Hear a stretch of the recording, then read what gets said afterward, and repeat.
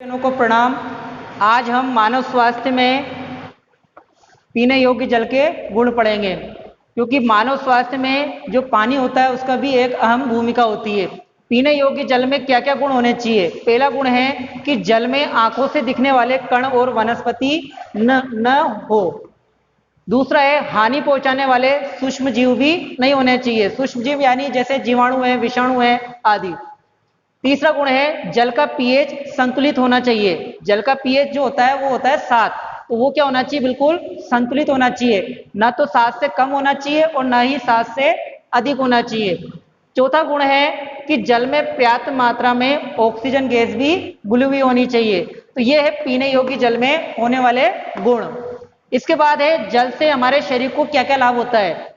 पहला लाभ है कि प्रत्येक दिन 8 से 10 गिलास पानी पीने से शरीर में रहने वाले जहरीले पदार्थ बाहर निकल जाते हैं, जिससे शरीर रोग मुक्त बना रहता है। दूसरा गुण है शरीर में पर्याप्त मात्रा में पानी रहने से चुस्ती और ऊर्जा भी बनी रहती है, थकान का एहसास नहीं होता है। चौथा है कि पानी से शरीर में रेशों की पर्याप्त मात्रा भी कायम रहती है, जिससे शरीर की रोग प्रतिरोधक क्षमता बढ़ती है, यानी रोगों से लड़ने की क्षमता भी बढ़ती है। अब है ये तो जल से होने वाले लाभ। इसके बाद जब हम दूषित जल का सेवन करते हैं तो उससे क्या क्या दुष्प्रभाव है, हानिकारक प्रभाव। जब भी हम कोई दूषित पानी का सेवन करते हैं तो हमारा शरीर क्या हो जाता है? बीमार हो जाता है। विभिन्न प्रकार के रोग उत्पन्न हो जाते हैं, जिसमें एक है वायरल संक्रमण के कारण विभिन्न रोग होते हैं, जिसमें एक तो हेपेटाइटिस, फ्लू, कोलेरा, टाइफाइड और पीलिया।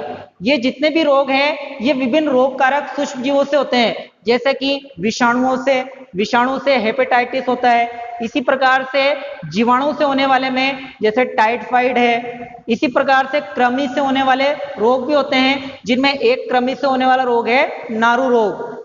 नारू रोग को हम बाला रोग भी कहते हैं, नारू या बाला रोग। इसका जो रोग जनक का नाम है वो होता है ड्रैकनकुलस मेडिनेंसिस। एक मादा कृमि होती है। जब हम पानी का सेवन करते हैं तो मादा कृमि के जो अंडे होते हैं वो हमारे पानी के साथ हमारे शरीर में भी चले जाते हैं। वहां पर चले जाने के बाद जो मादा कृमि होती है ये ड्रैकनकुलस मेडिनेंसिस, ये एक प्रकार का रोग उत्पन्न कर देती है, नारू रोग। तो ये है नारू रोग। इसके बाद यहाँ पर हमने पीने योग्य जल के गुण और विभिन्न प्रकार की बीमारियों के बारे में पढ़ा। अगला है टॉपिक है हमारे मोटापा। मोटापा किसे कहते हैं? शरीर पर एक निश्चित सीमा से अधिक वसा का जमाव ही मोटापा कहलाता है। इसी में एक टॉपिक आता है बीएमआई। फुल फॉर्म होती है बीएमआई की, बॉडी मास इंडेक्स, यानी हिंदी में इसको कहते हैं शरीर भार सूचकांक। शरीर भार सूचकांक क्या होता है? मानव के भार और लंबाई का अनुपात शरीर भार सूचकांक कहलाता है। इसका जो सूत्र होगा तो बीएमआई बराबर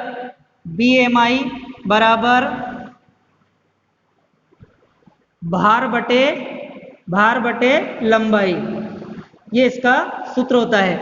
यानी किसी भी मानव का हमें अगर बीएमआई निकालना है तो उसका वजन ऊपर किलोग्राम में आ जाएगा और लंबाई मीटर में आ जाएगी, तो वो निकल जाएगा शरीर भार सूचकांक यानी बीएमआई। अब अगर बीएमआई 25 किलोग्राम प्रति मीटर स्क्वायर के बीच में है तो इसे कहते हैं मोटापा पूर्व स्थिति। और यही अगर बीएमआई 30 किलोग्राम प्रति मीटर स्क्वायर से अधिक आ जाता है तो वो कहलाता है पूर्णतया मोटापा। इसके बाद मोटापे से जनित विभिन्न प्रकार के रोग होते हैं, जिनमें हृदय रोग, मधुमेह यानी डायबिटीज, निद्राकालीन श्वास समस्या, कई प्रकार के कैंसर और अस्थि संध्यार्थी यानी हड्डियों संबंधी विभिन्न रोग भी उत्पन्न हो जाते हैं मोटापे के कारण। अगला टॉपिक है रक्तचाप यानी बीपी, ब्लड प्रेशर। रक्तचाप क्या होता है? रक्त वाहिनियों में बहते रक्त के द्वारा, यानी हमारे शरीर में धमनियां और शिराएं होती हैं जिनमें क्या होता है? रक्त बहता है। तो रक्त द्वारा वाहिनियों की दीवारों पर लगाया गया दाब, यानी जो प्रेशर लगाया जा रहा है वो प्रेशर ही क्या कहलाएगा? बीपी, यानी रक्तचाप कहलाता है। यानी एक बार समझ लें इसको, रक्तचाप का मतलब क्या है? रक्त वाहिनियों में बहते रक्त के द्वारा वाहिनियों की दीवारों पर लगाया गया दाब ही क्या कहलाएगा? रक्तचाप, बीपी, ब्लड प्रेशर। अब रक्तचाप ही दो तरह से होता है, एक तो होता है निम्न रक्तचाप और एक होता है उच्च रक्तचाप। निम्न रक्तचाप का मतलब क्या है? कि वह दाब जिसमें धमनियों और नसों में रक्त का प्रवाह कम होने के लक्षण दिखाई देते हैं, यानी रक्त जो धमनियों में बहेगा बिल्कुल धीमी गति से बहेगा, जिससे क्या होगा? हमारे शरीर में जैसे मस्तिष्क है, गुर्दे हैं, वहां पर रक्त की सप्लाई नहीं हो पाएगी, जिससे बीपी क्या हो जाएगा? हमारा लो हो जाएगा। इसी प्रकार से उच्च रक्तचाप धमनियों में अधिक दाब के कारण होता है, यानी जब रक्त बहेगा तो रक्त धमनियों की दीवारों पर ज्यादा ही दाब लगाता है, तो उसे कहते हैं उच्च रक्तचाप। इसी को हम इंग्लिश में कहें तो रक्तचाप में सिस्टोलिक और डायसिस्टोलिक भी होता है। रक्तचाप को जो नापने का जो उपकरण होता है वो होता है स्फाइग्नोमेनोमीटर। स्फाइग्नोमेनोमीटर कह सकते हैं या रक्तचाप मापी यंत्र। सामान्य जो रक्तचाप होता है मनुष्य का वो होता है 120/80 mm, यानी मिलीमीटर, Hg यानी पारा, 120/80 mm पारा। अब इसमें अभी आपको बताया था कि रक्तचाप में सिस्टोलिक और डायसिस्टोलिक।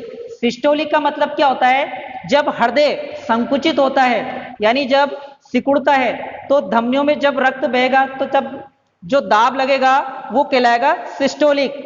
और डायसिस्टोलिक जब हृदय वापस शीतलावस्था में आ जाएगा, यानी अब उसमें रक्त ग्रहण किया जाएगा। तो सिस्टोलिक रक्तचाप कितना होना चाहिए?